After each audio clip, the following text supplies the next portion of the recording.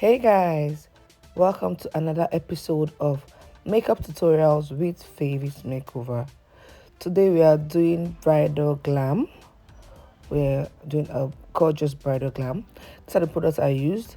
Now stick with me while I show you the process on how I achieved this flawless soft bridal glam. So first things first, always clean your canvas. By canvas I mean your client's skin. This can never be overemphasized. After that, I went in with my serum. For this serum, I used the Suaso Face Care Serum. After that, I used my toner, my mattifying toner, before going in with my moisturizer and my primer in that step.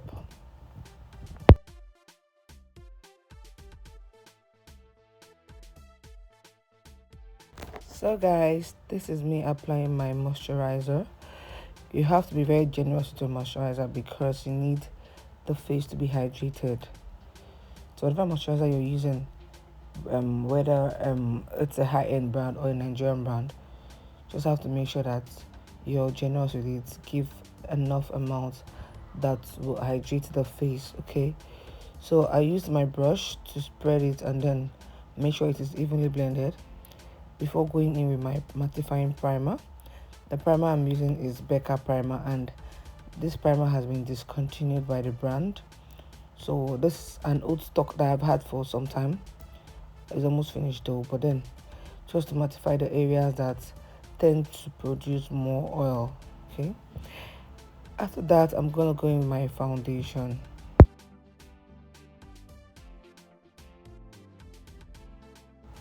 So next is my foundation.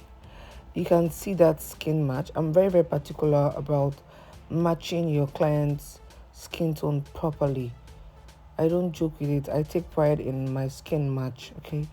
So I had to make sure the foundation matches her skin perfectly before applying it on. I mixed like 3 foundations, Dior, I think Dior, NARS, and Huda Beauty. Like I said, this is a bridal makeup, and from the beginning you saw the products I used. They were strictly high end. For my bridal makeup, I don't compromise. I use just strictly high end, so don't crucify me yet. Just have it in mind that you're only gonna be seeing high end in this video. So next up, I used my Bonders Way concealer in the areas I want to highlight. Because of how creamy this concealer is, you don't get to use so much, just a little goes a long way and you are good to go. See how it's blending in so smoothly. That is why we don't use too much, because just a little and you've gotten the coverage you need. So why use so much? So it's just me blending in the concealer, making sure there are no harsh lines. Remember, I always say that you have to always start blending from the jawline, the forehead area, and the bridge of the nose before coming back to the under eye, because it has to be the last place. Reasons being that you need it to marinate for a while and then get a fuller coverage before you blend. So next, I'm using my setting powder to just set the under eyes, to set all the areas I applied the concealer, because you can't leave cream products unattended to. It's going to run later on. So the setting powder I used for this was from Tehila Cosmetics and Huda Beauty.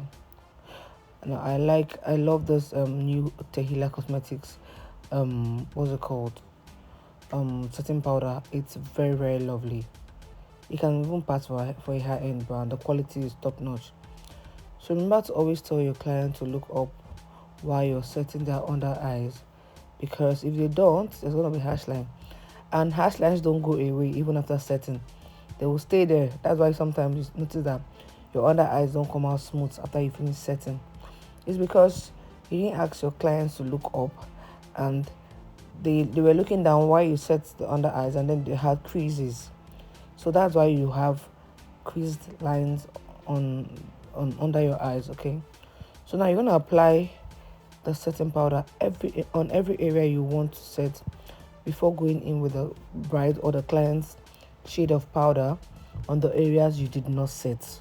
Okay, so I'm taking my time to explain this because a lot of people have issues with doing a good, clean, soft makeup on their brides. So after this tutorial, I don't want to see any bad makeup on this Facebook again. Everybody's makeup should be given. So next, I'm going in with my bronzer. This bronzer is from White Glam Cosmetics. Take note of the areas I am bronzing. Her jawline, her forehead, and the bridge of her nose. Okay, you don't have to go too dark. 2 shades darker is okay. You don't want to give black or dark lines on the nose and the jawline. So 2 shades darker is okay. Now this bronzer palette is very good. So it's a Nigerian brand, but it can pass for a high end. It gets the job done, so why not? So after that, I'll go in with my blush. The blush I'm using is also from White Glam Cosmetics. I'm just using this blush to clean up the area just directly above the bronzed area. Then don't forget to go in with a lighter shade of setting powder, which is called baking, for under the eyes. That's after doing your blush and your bronzer and everything. Go in with a lighter shade of setting powder to bring light to the under eyes. Now for the eyeshadow, this is a full tutorial on its own because I took my time to explain how, or rather I took my time to create a very detailed eyeshadow tutorial for this look. Now I just want you guys to enjoy this video because this eyeshadow took some time. So first off, you're going to use your eyeshadow base, or you can say your eyeshadow primer. After that, you go in with your powder on the outer area of your eyeshadow, your crease area, to set the eyeshadow primer or eyeshadow base that you've applied. Don't forget to use a small fluffy eyeshadow brush to do this. Okay, now this is like creating a transitional color for your eyelid, so that when you apply the main eyeshadow for the lid, it's not going to have harsh lines. Okay, so just enjoy the process for the eyeshadow. I'll come back later to give you more explanation. So now you're going to go in with your eyeshadow shade for the lid. For this lid, I chose a nude a pinkish nude eyeshadow because this was based on the bride's request. She wanted this exact look, so that's why I gave it to her. So remember, you went in with your powder for the transition, brown, a deep brown, like more with a red undertone for the transition area. Then before going in with the nude shade on the lid. Okay, now you're going to go in with your eyeshadow in brown, depending on the shade of brown you want, but don't forget to go in with a brown shade just to complement the one you already applied on the crease. Now this brush I'm using is more precise than the first one I used for the crease. All right, so this is just applying it on the crease area. There's the area where the lid and the transition area, rather, where the lid and the crease meets. All right, next you're gonna go in with a deep brown, more like a black eyeshadow at the end of the eyeshadow look to create a depth. Just take this brush is now more tiny than the first one, so this brush is a tinier brush. You take a tinier eyeshadow brush and then take some black eyeshadow and then blend it into the end of the eyeshadow, end of the eyes, to give it some depth. Okay, now you're going to go in with the same brush you used at first to blend the crease area, to just blend in the 2 transitional colors you've applied. That's the black and the brown. Okay, just to make sure they are in sync, like they synchronize together. You don't want to have any harsh line on your eyeshadow. Okay, so that is that for the eyeshadow. I hope you guys like that particular eyeshadow. Okay, so I used a little black on the lid, just directly beneath the hairline, to give it a little more depth just there, so that when I apply my lashes, it's going to make the eyes look fuller.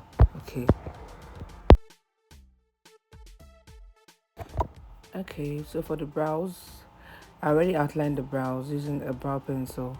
Now I'm just filling in with the same pencil I used to outline.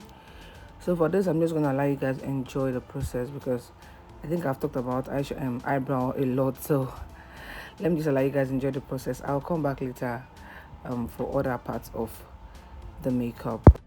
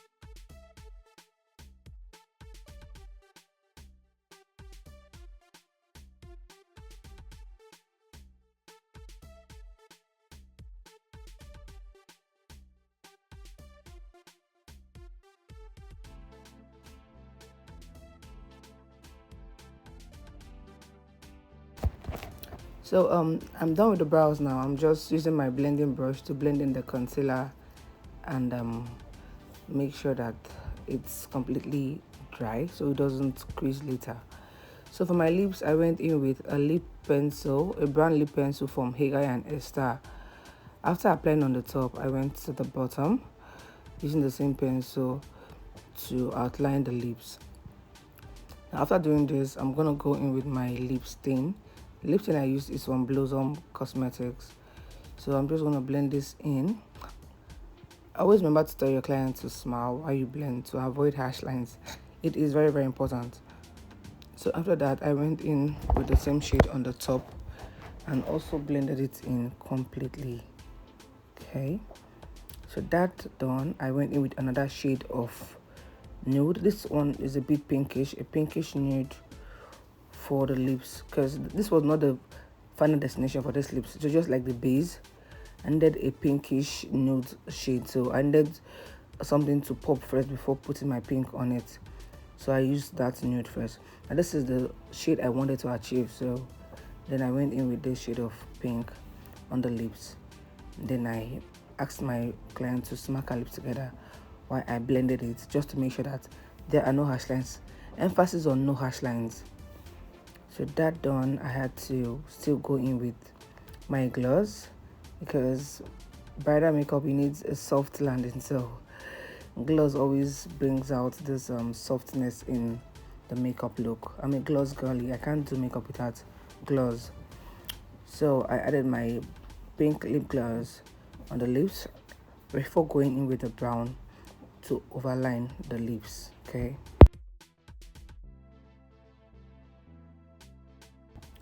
so this is the brown lip gloss. This lip gloss is from Jewel's Cosmetics. She has nice variants of those glosses, and they smell very lovely. Like every client I use these glosses on, They always say, where did you get this gloss from? They're so nice. So I think I should check her out. So I'm just gonna apply this gloss, this deep brown gloss on the upper part of her lips and the lower part. Remember to always blend. Don't just apply the black on like fully on one part. No, blend in to have an ombre look. For bridals, you don't need those two demarcation where the lips will be black, the up of the lips will be black, the down will be nude. No. Make sure you have a soft lip combo. The black overlined or the deep brown overlined with some shade of pink underneath it. Then use the same shade to blend the under part of the lips. Don't ever do those TikTok lip combos for brides. It doesn't work out good. Never.